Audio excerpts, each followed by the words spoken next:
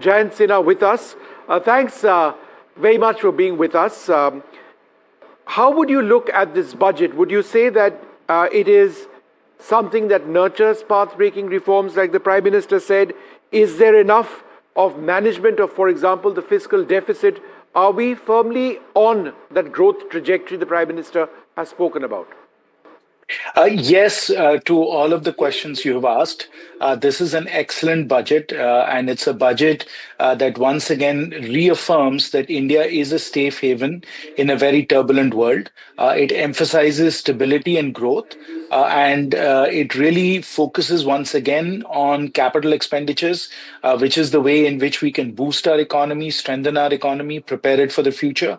And importantly, it also increases defense expenditures by 20%. Now, that's obviously very important for us from a national security point of view, but it is also an economic multiplier because as we build out our defense industry, as we resupply our armed forces, as we build out an export hub, for defense industries, that also helps us tremendously from an economic perspective as well. And then finally, I will say that the key sunrise sectors, artificial intelligence, semiconductors, biopharma, all of these have got a strong boost through the budget as well. So once again, an excellent budget positions India really, really well for the future. No, I agree with you entirely on that defense bit, something I track closely because it's an ecosystem which is being set up. So in other words, if there is an investment in the defense sector, the budget goes up, then you see tens of thousands of jobs. And many of these are MSMEs which come into the picture, new skills, so skill redevelopment, skill enhancement, which actually comes into this. And from a long-term perspective, that's very, very good indeed. But the markets, Mr. Sinha, haven't quite reacted to the budget very positively. I know the markets have their own dynamic. In your opinion, what were they actually waiting for or looking for?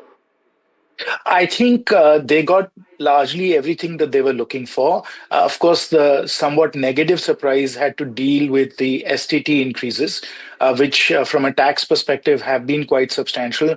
150% increase in one area and then 50% in the other area. And that's been a negative surprise for the market. So it'll take the market a little bit of time to absorb that. But I'm sure they'll get beyond that. And again, think for the long term, what drives markets over a substantial period of time is almost always, earnings growth. And because of the support provided to so many sectors through this budget, the longer term projections, earnings growth, and the revenues increase that our companies will get us past this short term reaction to the increases in STT taxes.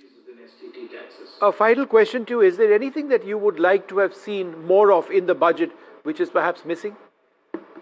I would have liked to have seen three areas getting more emphasis. Number one, obviously, I would like to have us accelerate our disinvestment program. That has gone up to 80,000 crores in this budget. It would have been good to have gotten something specific there as to what is intended. For example, the disinvestment of IDBI Bank. So that's one area. Second area I would have liked to have seen more emphasis on is on sustainability, particularly with air pollution. What can be done there to improve the situation? And third, I think it's very important for us to continue to mobilize large-scale capital for investment, particularly private sector investment. And here again, there are various steps that could have been taken through AIFs and through support for the National Infrastructure Fund. And that would have also been a big boost for the economy.